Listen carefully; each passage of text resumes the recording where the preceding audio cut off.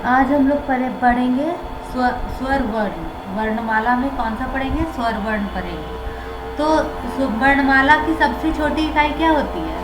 ध्वनि होती है, ध्वनि। और ध्वनि, जैसे ध्वनि किसको कहते हैं? जैसे हम लोग कोई भी बात बोलते रहते हैं, जैसे कुछ भी बोल रहे तो एक साउंड निकल रहा है मुंह से, उसको क्या बोलते हैं? ध्वनि बोलते हैं। और वही वर्ण किसको कहते हैं? क, ख, ग, घ, अड़, ये सब सारा कुछ, आ ई प फ ब भ म, सब क्या है? वर्ण है। ध्वनि मिल के वर्ण बना रहा है। सबसे छोटी इकाई भाषा, मौखिक इकाई ध्वनि है। ध्वनि मिल के वर्ण बना रहा है। अब क, म, ल तीनों जोड़ देंगे तो क्या बन जाएगा? शब्द बन जाएगा, कमल। और अगर यह एक कमल है ऐसा बोलेंगे तो वाक्य बन जाएगा। तो सबसे छोटी इकाई होगी ध्वनि। ध्वनि जुड़ के मिला वर्ण, वर्ण जुड़ के बना शब्द, और शब्द जुड़ के क्या बना? वाक्य बना, है ना। तो यही चार चीज़ है। ये 4 पॉइंट जो है, चारों पॉइंट से आपका एक ना एक क्वेश्चन आता ही है। CTET में एक ना एक क्वेश्चन आता ही है। तो भाषा की सबसे छोटी इकाई ध्वनि है, मौखिक इकाई है ये। क्या हम कोई साउंड निकाल रहे हैं इनसे कुछ भी, तो क्या वो हम उसको लिख सकते हैं? इसको लिख सकते हैं? नहीं, ये तो ध्वनि निकल रहा है मुंह से। तो मौखिक इकाई है ध्वनि, भाषा की सबसे छोटी मौखिक इकाई। लिखित इकाई है वर्ण, सबसे छोटी लिखित इकाई क से छोटा हम कुछ लिख सकते हैं? नहीं लिख सकते हैं। क जो है सबसे छोटी लिखित इकाई है। भाषा की सबसे छोटी सार्थक लिखित इकाई वो क्या है? शब्द है। अब हम क जोड़ दिए, म जोड़ दिए, कम। तो कम क्या है? इसका कोई मतलब बन रहा है बहुत कम, थोड़ा, और उसको क्या बोलते हैं? कमल। कमल एक फूल होता है। इसका सार्थक लिखित इकाई हो गया ये। सार्थक मतलब जिस शब्द का कोई अर्थ हो उसको क्या बोलते हैं? सार्थक बोलते हैं। तो भाषा की सबसे छोटी सार्थक इकाई कौन है? शब्द है। और भाषा की पूर्ण सार्थक लिखित इकाई वाक्य है। अब हम सिर्फ बोल रहे हैं कमल, तो क्या कमल? क्या यही अगर हम बोलेंगे यह एक कमल है, यह एक कमल है, तो क्या होगा? इसका एक अर्थ होगा कि हाँ, यहाँ पे जो रखा हुआ है वह एक कमल का फूल रखा हुआ है, यह एक कलम है या कमल है। तो इसका एक सार्थक, पूर्ण सार्थक लिखित इकाई हो गया, यानी कि पूरी तरह से इसका अर्थ बन रहा है। ऐसे ही बोल रहे हैं कमल। अब किसी को जाके बोलेंगे कमल, तो वो समझेगा? नहीं समझेगा। और वही बोलेंगे यह एक कमल है, तो वो पूर्ण सार्थक इकाई हो जाएगा, पूर्ण सार्थक इकाई हो जाएगा, है ना। चलिए अब नेक्स्ट देखते हैं।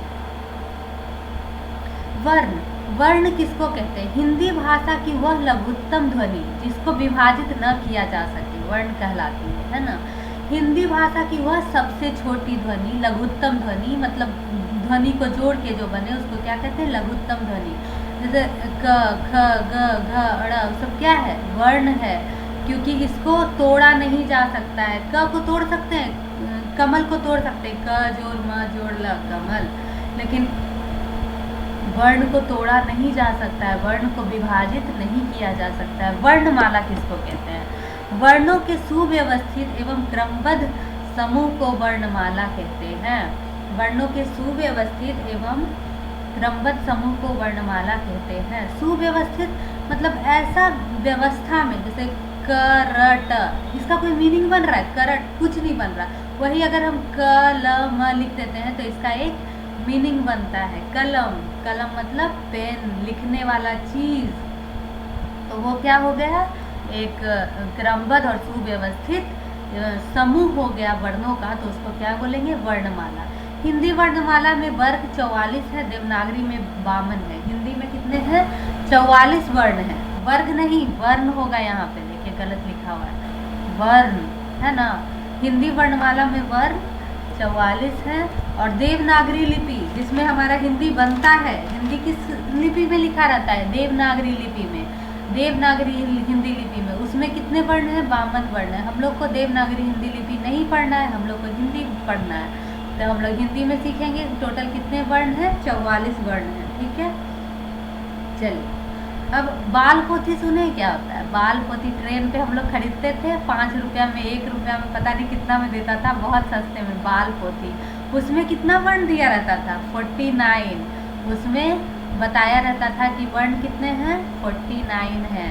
बाल पोथी में वर्णों की संख्या 49 है। ये इसीलिए हम बता रहे हैं आप लोगों को, क्योंकि ये केंद्रीय विद्यालय में एक बार आ चुका है।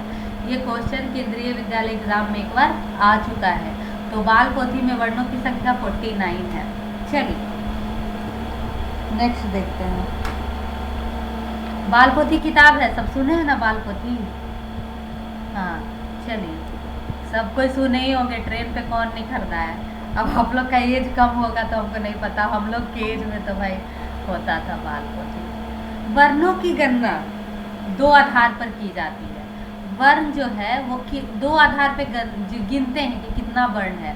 जैसे स्वर टोटल कितना बताए, 45 वर्ण बताए, टोटल वर्णों की संख्या 45। अब उच्चारण के आधार पर भी वर्ण गिना जाता है और क्या कहते हैं, लेखन के आधार पर भी वर्ण गिना जाता है। लेकिन उच्चारण के आधार पर जो होता है वो ज़्यादा इम्पॉर्टेंट है।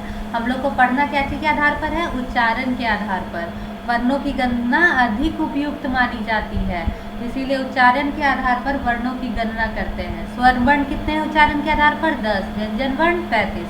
तो हम लोग को यही पढ़ना है, स्वर्ण वर्ण 10 और व्यंजन वर्ण 35 है। याद रखिएगा, वैसे हम तो दे ही देंगे नोट्स, लेकिन फिर भी ध्यान में रखिएगा। और लेखन के आधार पर स्वर्ण वर्ण 13 है, व्यंजन वर्ण 35 है। संयुक्त व्यंजन भी होते हैं। व्यंजन वर्ण जब पढ़ाएंगे ना, अभी स्वर्ण वर्ण पढ़ा रहे हैं, संयुक्त व्यंजन बताएंगे जब व्यंजन वर्ण पढ़ाएंगे, तो सब कुछ बताया जाएगा, ठीक है। चलिए, स्वर्ण वर्ण 10, स्वर वर्ण 10 और व्यंजन वर्ण 35, टोटल मिलके 45 उच्चारण के आधार पर, और लेखन के आधार पर जोड़ लीजिएगा, पता चल जाएगा। नेक्स्ट देखते हैं वर्णों का वर्गीकरण। अब देखिए, वर्ण कितने प्रकार के हुए? 2 प्रकार के हुए, एक स्वर वर्ण और एक व्यंजन वर्ण। वर्ण का वर्गीकरण कैसे किए? वर्ण जो है वो 2 प्रकार का हुआ, पहला स्वर वर्ण और दूसरा व्यंजन वर्ण है ना। तो ये याद रखिएगा, वर्ण 2 प्रकार के होते हैं, पहला स्वर वर्ण, दूसरा व्यंजन वर्ण। अब वर्णों का वर्गीकरण यहाँ पे फिर से दिया हुआ है। पहला क्या है? स्वर वर्ण है और दूसरा व्यंजन वर्ण है। स्वतंत्र रूप से रचरित ध्वनियाँ स्वर है। स्वर किसको कहते हैं, अब ये पढ़ते हैं हम लोग। स्वतंत्र रूप से रचित ध्वनियाँ, उच्चारित ध्वनियाँ, रचरित नहीं होता, उच्चारित ध्वनियाँ। उच्चारित मतलब क्या होता है? जिसका उच्चारण करने में हमको किसी भी दूसरे वर्ड का हेल्प न लेना पड़े। अब हम क पढ़ते हैं, ये हम व्यंजन में पढ़ाएंगे।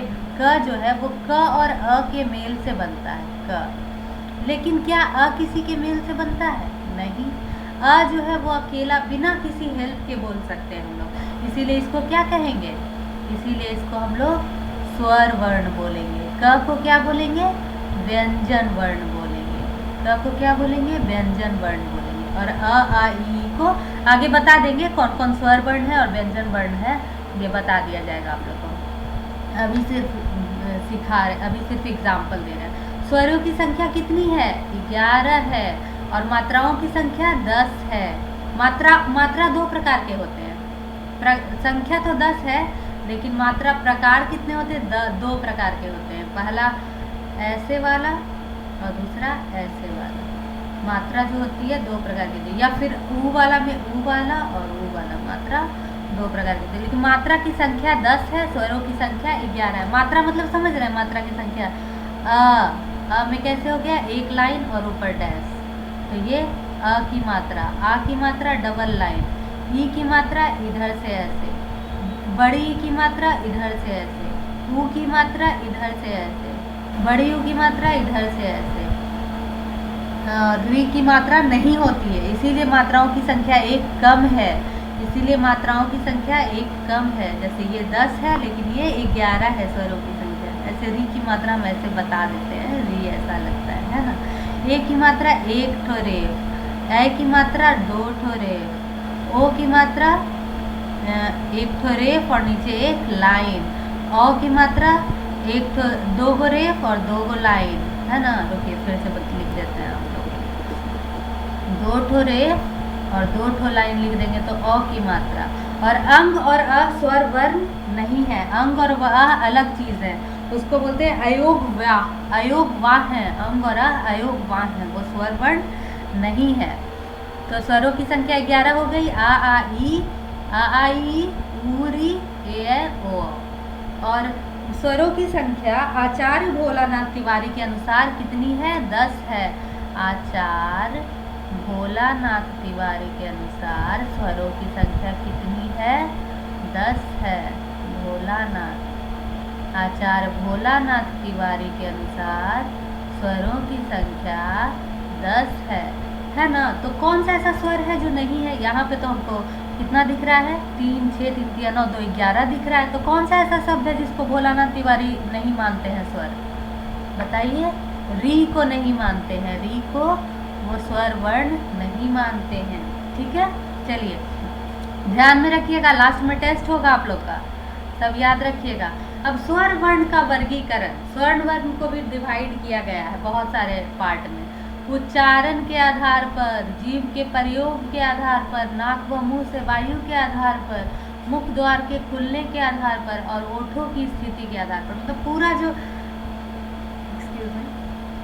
आधार जो है कि किस प्रकार वर्णों को हम वर्गीकृत कर सकते हैं, डिवाइड कर सकते हैं, वो अलग अलग आधार पे अलग अलग तरह से वर्गीकरण। या तो 2 प्रकार का होगा स्वर्ण, या तो 3 प्रकार का होगा। उच्चारण के आधार पर 2 है ना, उच्चारण के आधार पर 3 है, जीभ के प्रयोग के आधार पर भी 3 है, किसी में 4 है, किसी में 2 है, ऐसे करके है। ठीक है, देखते हैं हम लोग आगे चल के। चलिए कौन किसके आधार? उच्चारण के आधार पर स्वरों का वर्गीकरण। उच्चारण के आधार पर स्वर 3 प्रकार के होते हैं। पहला हास्य स्वर, दीर्घ स्वर और लुप्त नहीं प्लूत स्वर। प्लूत स्वर, हास्य स्वर, दीर्घ स्वर और प्लूत स्वर। हास्य स्वर किसको कहते हैं? हस्व स्वर। हस्व स्वर या मूल स्वर वह एक मात्रिक स्वर अ, ई, उ और री जिसमें एक मात्रा लगे, उसको क्या बोलते हैं? एक मात्रिक स्वर। अ, ई, उ, सब छोटी ऊ, छोटी ई और री। देखिए आचार्य भोलानाथ तिवारी तो री को मानते नहीं है स्वर, तो री को छोड़ ही दीजिए। अ, ई और उ क्या है? हास्य स्वर है, क्योंकि इसमें एक भी अ को बोलने में क्या हम किसी चीज़ का यूज़ कर रहे हैं? नहीं, सिर्फ एक मात्रा है इसमें। ई में एक मात्रा है, उ में बस एक मात्रा है, तो इसीलिए ये सब क्या है? हास्य स्वर। आगे बताएंगे तो अच्छे से पता चलेगा। जैसे कि दीर्घ स्वर में आ है, इसमें 2 मात्रा लग रही है। कैसे लग रही है हम बताते हैं। बड़ी ई है, बड़ी ऊ है, हम बता रहे हैं कि एक मात्रा 2 मात्रा क्या होता है। ए भी है, ए भी है, ए भी है, ओ भी है और अ भी है, और अ भी है। अ, ई, अ, बड़ी ई, बड़ी ऊ, ए ओ अ, ये क्या है? दीर्घ स्वर है, क्योंकि इसमें 2 मात्रा लग रही है। इसको द्विमात्रिक स्वर भी बोलते हैं। क्यों? क्योंकि देखिए अ प्लस अ मिलके आ बनता है। 2 स्वर वर्ण जोड़ रहे हैं तब एक दीर्घ स्वर, दो अ को जोड़ रहे हैं तब एक अलग सा स्वर बन रहा है, इसीलिए ये क्या हुआ? दीर्घ स्वर हुआ। ई जोड़ ई कर रहे हैं तब बड़ी ई बन रहा है, तो ये क्या हुआ? दीर्घ स्वर हुआ, क्योंकि इसमें 2 मात्रा है। ऊ जोड़ ऊ कर रहे हैं तब बड़ी ऊ बन रहा है। अ जोड़ ई कर रहे हैं तब ए बन रहा है। ए कैसे बन रहा है? अ जोड़ ई कर रहे हैं तब क्या बन रहा है? ए बन रहा है। सॉरी, बड़ी नहीं छोटी ई करते हैं तब ए बनता है। अ जोड़ बड़ी ई करते हैं तब ए बनता है, और वही ई जोड़ ऊ करते, अ जोड़ ई जोड़ ऊ करते हैं तो क्या बनता है? ओ बनता है। अ जोड़ ऊ करते हैं तो क्या बनता है? ऊ बनता है। अ जोड़ बड़ी ऊ करते हैं तो अ बनता है। तो इसमें 2 स्वर जोड़ रहे हैं तब मिलके एक स्वर बन रहा है। ऑफ कोर्स ये कोई स्वर को जोड़ के नहीं बन रहा है, ये क्या बन रहा है? 2 स्वर को जोड़ के बन रहा है। एक व्यंजन एक स्वर को जो जोड़ के बनेगा उसको क्या बोलेंगे? व्यंजन वर्ण बोलेंगे। लेकिन जो 2 मात्रा 2 स्वर को जोड़ के बने उसको क्या बोलेंगे? दीर्घ स्वर बोलेंगे। अब पढ़ते हैं प्लूत स्वर, प्लूत या फिर त्रिमात्रिक स्वर। त्रिमात्रिक स्वर क्या होता है? इसमें देखिए ओम, क्या बोले? ओम बोले, तो ओम में क्या बोल रहे हैं?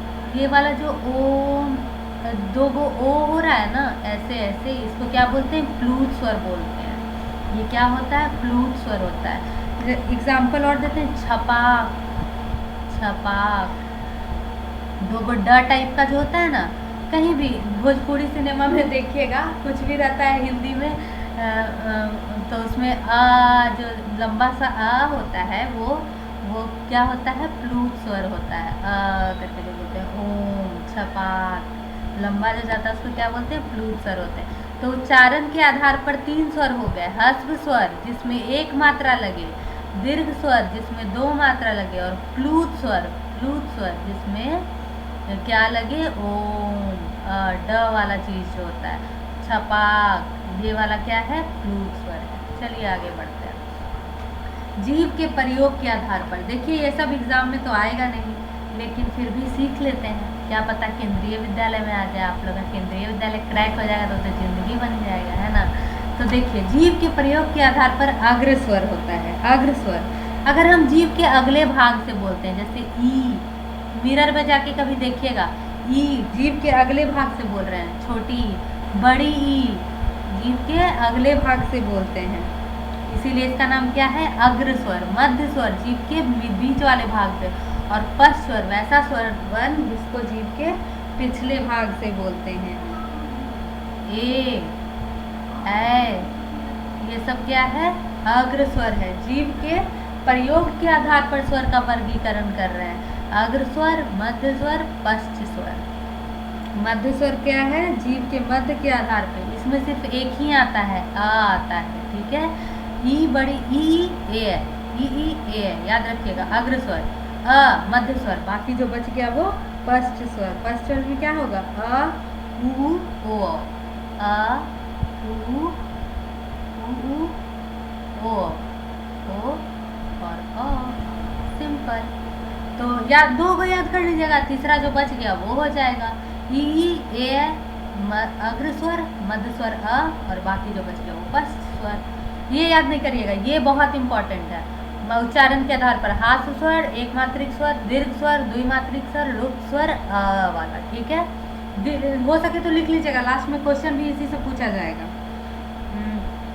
अ ई उ जो कि ह्रस्व स्वर, आ ई उ ए ओ औ, बाकी बचा हुआ दीर्घ स्वर। प्लूत स्वर तो अलग है। नेक्स्ट देखते हैं, मुख द्वार के खुलने के आधार पर। अब मुख द्वार जो होता है वो बहुत तरह से खुलता है, 4 तरीके से मेनली खुलता है ना। विवृत स्वर, पूरा मुंह खुल जाए, बोलने में पूरा मुंह खुल जाए तो उसको क्या बोलेंगे, विवृत स्वर बोलेंगे। जैसे आ बोल रहे हैं, मिरर के सामने जाके बोलिएगा, आ बोल रहे हैं तो क्या हो रहा है, पूरा मुंह खुल रहा है। अर्ध विवृत स्वर, आधा मुंह बंद है, आधा मुंह बंद है तो उसको क्या बोलेंगे, अर्ध विवृत स्वर। जैसे आ तो हो गया पूरा मुंह खुलने वाला, जैसे अ आधा मुंह खुल रहा है, ए आधा मुंह खुल रहा है, और ओ क्या हो रहा है, आधा मुंह खुल रहा है। संवृत स्वर मुंह बंद रहेगा, संवृत स्वर में मुंह बंद रहेगा, क्या रहेगा, मुंह बंद रहेगा। कौन कौन सा, मतलब लगभग बंद रहता है, प में पूरा बंद रहता है, लेकिन इसमें लगभग बंद रहता है। ई, मिरर के सामने बोलिएगा ई, तो क्या होगा, मुंह पूरा नहीं खुलेगा, बड़ी ई, मुंह नहीं खुलेगा, ऊ नहीं खुलेगा, लगभग नहीं खुलेगा, और बड़ी ई ऊ थोड़ी खुल रहा है, नहीं खुल रहा है।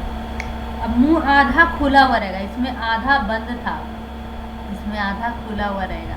मतलब एक ही चीज़ है, याद करने का तरीका है, आधा खुला हुआ, आधा खुला हुआ और आधा बंद है, एक ही चीज़ है। आधा ग्लास भरा हुआ रहे चाहे आधा खाली रहे, बात तो एक ही है, लेकिन अर्ध समृद्ध स्वर क्या है, आधा मुंह खुला हुआ, ये दोनों एक ही है लगभग, थोड़ा सा का ऊपर नीचे है, ठीक है।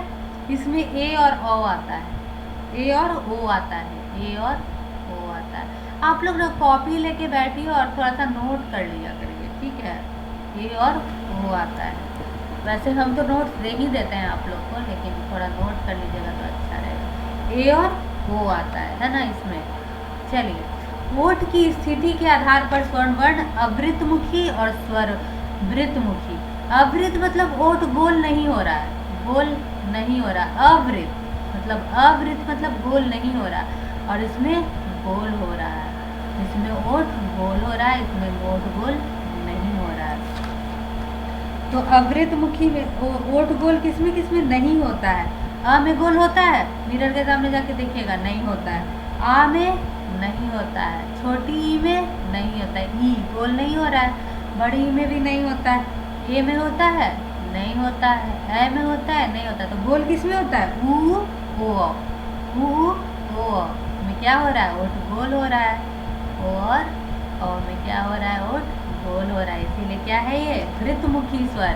और अवृतमुखी स्वर यानी इसमें ओठ गोल नहीं हो रहा, अवृत नहीं होना। नेक्स्ट देखते हैं, नाक व मुंह से वायु निकलने के आधार पर,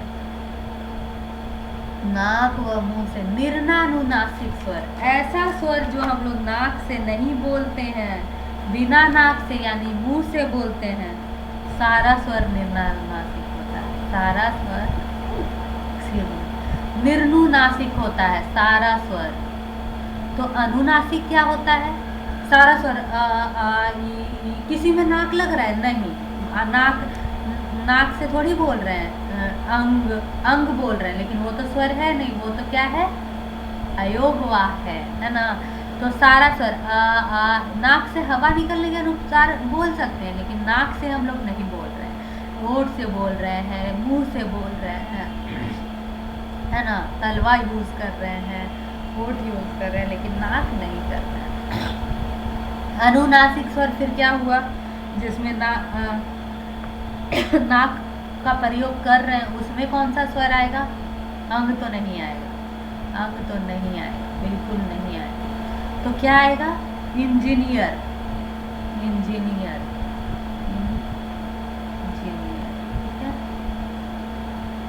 इंजीनियर में क्या है, ये अंग नहीं है, ये अनुस्वार है, इसीलिए इसको क्या बोलते हैं, अनुनासिक वर्ण। अनुस्वार को क्या बोलते हैं, अनुनासिक वर्ण, है ना। अनुस्वार क्या है, अनुनासिक वर्ण है। इंजीनियर, इमली क्या है, इमली में ई क्या है, निरानुनासिक वर्ण है, निरानुनासिक वर्ण है, निर्नुनासिक वर्ण है, लेकिन इंजीनियर में इनकी क्या है, अनुनासिक स्वर है, ठीक है, अनुनासिक स्वर है।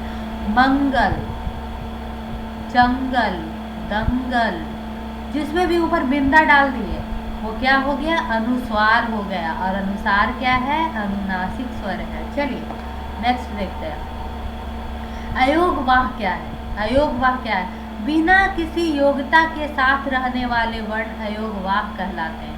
अब बताइए, अंग स्वर वर्ण है, नहीं है, विसर्ग स्वर वर्ण है, नहीं है, लेकिन ये क्या है, स्वर वर्ण के साथ लिखा रहा है, बिना किसी योग्यता के स्वर वर्ण के साथ रख दिया गया है, इसीलिए इसको क्या बोलते हैं, इसको क्या बोलते हैं, अयोगवाह बोलते हैं, है ना।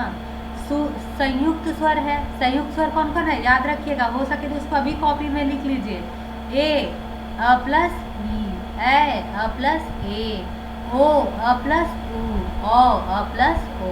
तो ये सब क्या है, संयुक्त स्वर है, क्योंकि इसमें दो दो स्वर मिल के बन रहा है, इसीलिए इसको क्या बोलते हैं, संयुक्त स्वर बोलते हैं। ए है ओ, ए है ओ, है ना। नेक्स्ट देखते हैं, आ जो है वो क्या चीज से बोला जाता है, कंठ से बोला जाता है। स्वर का स्थान, उच्चारण स्थान क्या है, ये देख लेंगे, क्वेश्चन आता है इससे। ई क्या चीज से बोला जा रहा है, मिरर के सामने जाके ई बोलिएगा, ई तालू से। ऊ क्या हो रहा है, ओठ गोल हो रहा है, तो ओष्ठ से। ए है कंठ और तालू दोनों, ए बोलते हैं ना, कंठ से ए निकल रहा है और थोड़ा सा तालू में जीभ जा रहा है, ए तो जीभ तो नहीं जा रहा है पर तालू पे दबाव पड़ रहा है, इसीलिए कंठ तालु बोलते हैं इसको, कंठ का तालु, उसी को कंठ तालु बोला था, कंठ के तालु से निकलता हुआ। ओ कंठ और ओष्ठ से निकल रहा है, कंठ और ओष्ठ से निकल रहा है, ओ कंठ और ओष्ठ दोनों यूज कर रहे हैं, तो ये सब क्या है, उच्चारण स्थान है ना। चलिए नेक्स्ट देखते हैं, निम्न में से दीर्घ स्वर कौन है, आंसर दीजिए, निम्न में से दीर्घ स्वर कौन है, अ ओ ए ए, बताइए। आ सॉरी, ऑप्शन ए है आ, ऑप्शन बी है ओ, ए या ए।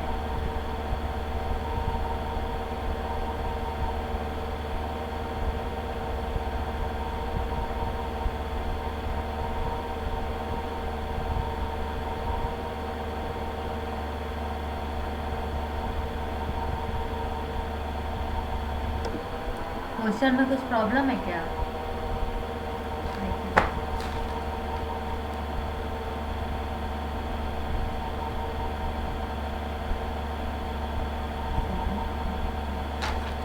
चलिए ऑप्शन ई लिख लीजिए सारा तो दीर्घ ही है, चलिए बताइए।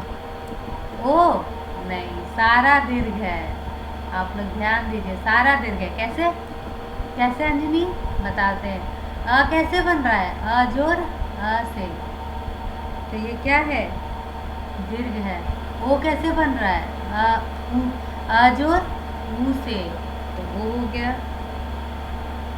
ए कैसे बन रहा है, अ जोर ई से, और ए कैसे बन रहा है, अ जोर बड़ी ई से। तो सारा का सारा क्या है, दीर्घ स्वर है ना, द्विमात्रिक स्वर है।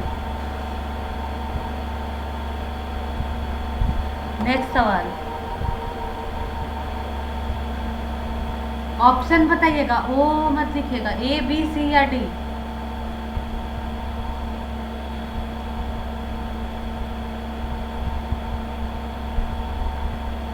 तीनों आदमी, तीनों है ना प्रेजेंट, हम तो क्लास में रहते हैं, कौन सा है? अंजनी और डिल्लू है। चलिए बताइए,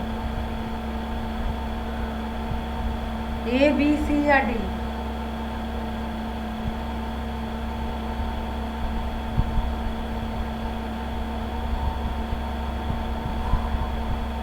जल्दी, इतना आसान सवाल में इतना टाइम, बहुत अच्छा।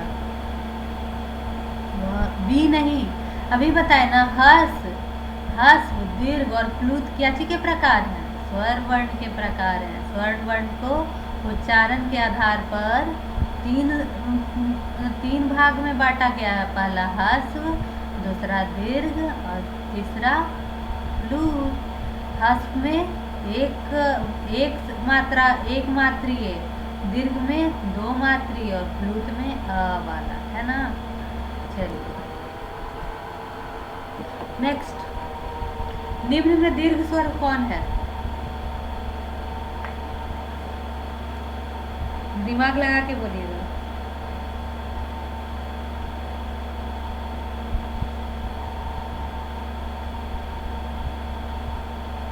दीर्घ स्वर नहीं है, दीर्घ स्वर कौन नहीं है, बताइए। निम्न में दीर्घ स्वर कौन नहीं है, निम्न में दीर्घ स्वर कौन नहीं है, बताइए।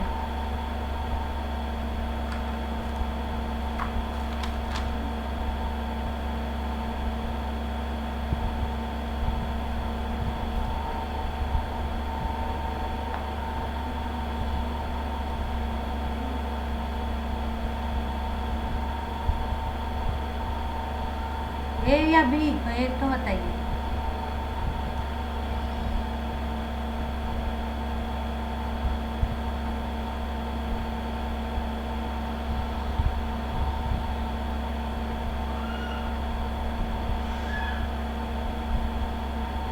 बहुत अच्छे डिल्लू, बहुत अच्छे। दीर्घ स्वर कौन नहीं है, ई दीर्घ स्वर नहीं है। बाकी ई प्लस ई बनता है बड़ी ई, और अ प्लस ई बनता है ए, और अ प्लस बड़ी ई बनता है, अ प्लस ई बनता है छोटी ई बनता है ए, और अ प्लस बड़ी ई बनता है ए। लेकिन ई तो ई ही है, ये तो किसी को जोड़ के नहीं बनता है।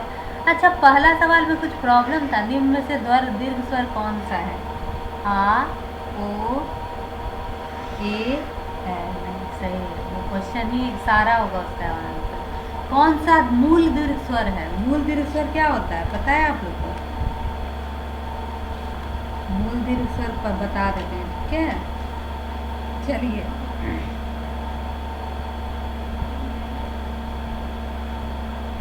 देखिए, मूल दीर्घ स्वर और संयुक्त दीर्घ स्वर। संयुक्त दीर्घ स्वर तो पढ़ लिए आप लोग, कौन कौन है, संयुक्त दीर्घ स्वर है, संयुक्त दीर्घ स्वर है ए ए ओ, और मूल दीर्घ स्वर कौन कौन है, आ ई और ऊ, आ ई और ऊ। ऐसा क्यों हुआ कि इसका नाम संयुक्त दीर्घ स्वर हुआ और इसका नाम मूल दीर्घ स्वर हुआ। संयुक्त दीर्घ स्वर जो है वो अलग अलग जोड़ के बन रहा है, अलग अलग चीज को, अ को और ई को जोड़ रहे हैं। ए में अ को और ए को जोड़ रहे हैं, ओ में अ को और ऊ को जोड़ रहे हैं, ओ में अ को और ओ को जोड़ रहे हैं। लेकिन आ में किसको जोड़ रहे हैं, आ जोड़ अ कर रहे हैं। मूल दीर्घ स्वर हुआ ये, क्यों, या फिर इसको क्या बोलते हैं, मूल दीर्घ स्वर या दीर्घ स्वर। नॉर्मल दीर्घ स्वर बोलेंगे, लेकिन इसको क्या बोलेंगे, संयुक्त दीर्घ स्वर बोलेंगे। ई कैसे बन रहा है, बड़ी ई कैसे बन रहा है, छोटी ई नहीं, बड़ी, बड़ी कैसे बन रहा है, ई को ई से जोड़ रहे हैं तब बड़ी ई बन रहा है। ऊ कैसे बन रहा है, ऊ को और ऊ को जोड़ रहे हैं तो बड़ी ऊ, सेम चीज को जोड़ रहे हैं तो वो बड़ा वाला बन जा रहा है। तो इसीलिए क्या हुआ, दीर्घ स्वर या मूल दीर्घ स्वर। और ये क्या हुआ, संयुक्त दीर्घ स्वर, संयुक्त स्वर हुआ ये, संयुक्त स्वर। और ये क्या हुआ, दीर्घ या मूल दीर्घ स्वर। सेम चीज को जोड़ के जो बने वो मूल दीर्घ स्वर, और अलग अलग चीज को जोड़ के जो बने वो संयुक्त दीर्घ स्वर। तो बताइए आंसर कहाँ गया। हाँ, बता दिए, ये भी बता दिए, ये भी बता दिए। ये बताइए कौन सा मूल दीर्घ स्वर नहीं है, कौन सा मूल दीर्घ स्वर नहीं है। ऑप्शन बताइए, ए बी सी या डी, ए बी सी या डी। बहुत अच्छे। और कोई, बहुत अच्छे। हम क्यों बोल रहे हैं, ऑप्शन डी होगा, ऑप्शन डी होगा। ओ ना होगा, ओ कैसे, दीर्घ स्वर नहीं है पूछ रहा है, तो ओ कैसे बनता है, अ प्लस ऊ को जोड़ के बनता है। आ तो अ जोड़ अ बन ही रहा है, ई तो ई जोड़ ई बन ही रहा है, ऊ तो ऊ जोड़ ऊ बन ही रहा है। ओ ना नहीं बन रहा है, अ जोड़ ऊ कर रहे हैं तब ओ बन रहा है, तो ऑप्शन डी होगा। देखिए यहाँ बताया गया है आप लोग को, आ गया। हो गया, 2 1। देखिए वो कैसे बन रहा है, अ जोड़ ऊ जोड़ के बन रहा है वो, तो ये क्या होगा, दीर्घ स्वर नहीं होगा, क्या होगा, संयुक्त स्वर होगा। दीर्घ स्वर आ होगा, ई होगा, ऊ होगा, है ना। चलिए नेक्स्ट देखते हैं। तो यहाँ पे आंसर क्या होगा, ऑप्शन डी, ओ। क्यों, क्योंकि ये अ जोड़ ऊ से बन रहा है, आ तो अ जोड़ अ से बन रहा है, सेम ही चीज को जोड़ रहे हैं। ई तो ई जोड़ ई से बन रहा है, बड़ी, छोटी ई को जोड़ देंगे तो बड़ी ई बन जाएगा। ऊ तो छोटी ऊ को जोड़ देंगे, बड़ी ऊ बन जाएगा। छोटी ऊ को जोड़ देंगे, बड़ी ऊ बन जाएगा, सिंपल है। नेक्स्ट, अद्वत विपरीत स्वर कौन है, बताइए। एक क्वेश्चन तो खुद से बताइए। अद्वत विपरीत स्वर पढ़ाए हैं, भूल गए होंगे आप लोग, भूल गए हैं। यस लिखिए, नो लिखिए, जो भी लिखना है लिखिए। क्या आप लोग भूल चुके हैं अद्वत विपरीत स्वर। चलिए रिवाइज करवा देते हैं। अद्वत विपरीत अदर्ध विपरीत स्वर, अर्धद विपरीत स्वर वो होता है जिसको मुख के द्वार के खुलने के आधार पर हम 4 को बताए थे। पहला विपरीत स्वर, दूसरा अर्ध विपरीत स्वर, तीसरा सवृत स्वर, और चौथा अर्ध सवृत स्वर बताए थे ना। तो ये पूछ क्या रहा है, अर्ध विपरीत स्वर यानी आधा मुंह खुले। क्या क्या बताए थे, अ बताए थे, ए बताए थे, और ए बताए थे, और अ बताए थे। इसका बता चुके हैं हम, नहीं बताए ऐसा नहीं है। अ, ए और ओ। तो आधा मुंह खुल रहा है, बताए थे ना, मुंह के खुलने के आधार पर 4 भाग में बांटा गया है स्वर वर्ण को। पहला विपरीत स्वर, दूसरा अर्ध विपरीत स्वर, तीसरा समृद्ध स्वर, और चौथा अर्ध समृद्ध स्वर। पहला में पूरा मुंह खुलता है, दूसरा में आधा मुंह बंद रहता है, चौथा में, तीसरा मुंह बंद रहता है पूरा का पूरा, और चौथा में मुंह आधा खुला हुआ रहता है। तो अ, ए और ओ में कौन सा होगा, डी ऑप्शन, ए, अर्ध विपरीत स्वर है ए। नेक्स्ट बनाइए, ये तो बताना पड़ेगा, ये तो बहुत आसान है। छठा का बताइए।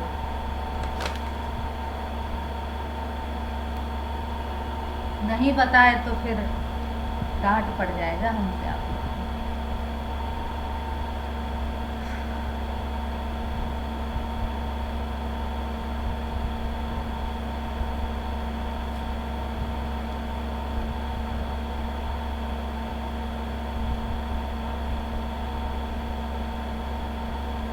बहुत देर से वेट कर रहा है। ऐसी कौन सी 2 मात्राएं हैं जिनका प्रयोग तो किया जाता है किंतु उनका समावेश स्वर में नहीं किया जाता। प्रयोग तो हम लोग डेली भाषा में बहुत यूज करते हैं लेकिन उसको स्वर में नहीं डालते हैं। बताइए क्या होगा।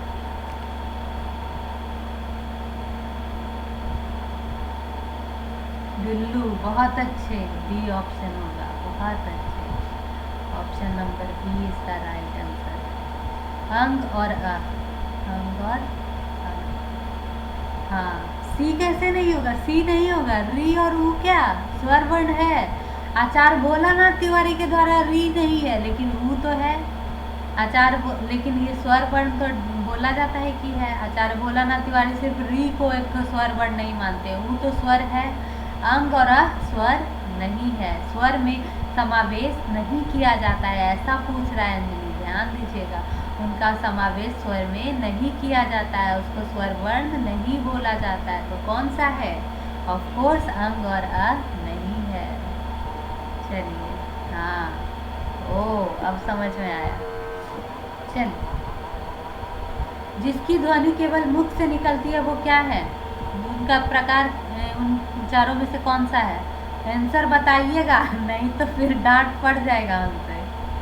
जल्दी बताइए। केवल मुख से निकलती है जिनकी, बी गलत।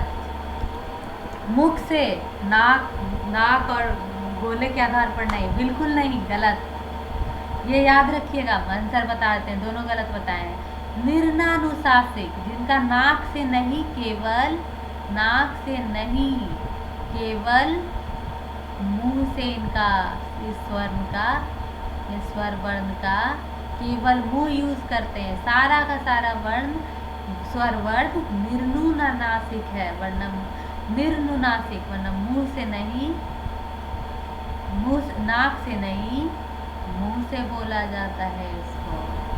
और संवृत कैसे बोल दिए, वृत्ताकार स्वर कैसे बोल दिए? ये ओठ के गोल होने के आधार पर वृत्ताकार स्वर है। संवृत स्वर क्या है? मुंह के खुलने के आधार पर है। तो ये क्या बोल रहा है? केवल मुख से निकलती है, ये मुख से खुलने के आधार पर है संवृत स्वर। ए नहीं होगा, बी नहीं होगा, निर्नानुनासिक, केवल मुंह। क्या बोल रहा है? केवल मुंह, मुंह के खुलने के आधार पर नहीं, मुंह के खुलने के आधार पर नहीं, केवल मुख से निकलती है। तो वो क्या होगा? निर्नानुनासिक स्वर होगा, केवल मुख से, नाक से नहीं। निर्नुनासिक, बिल्कुल नहीं नाक से। खत्म हो गया स्वर वर्ण। अब कल क्या पढ़ाएंगे? व्यंजन वर्ण। कल क्या पढ़ाएंगे हम लोग? कल क्या पढ़ेंगे? व्यंजन वर्ण। सब लोग इसका होमवर्क दे दिया जाएगा, या व्यंजन पढ़ा देंगे तब होमवर्क देंगे, ठीक है? आप लोग तो मैथ का जमा नहीं, सबमिट नहीं किए, सब लोग खाली जल्दी करते हैं। चलिए, thank you. Thank you ma'am. Thank you.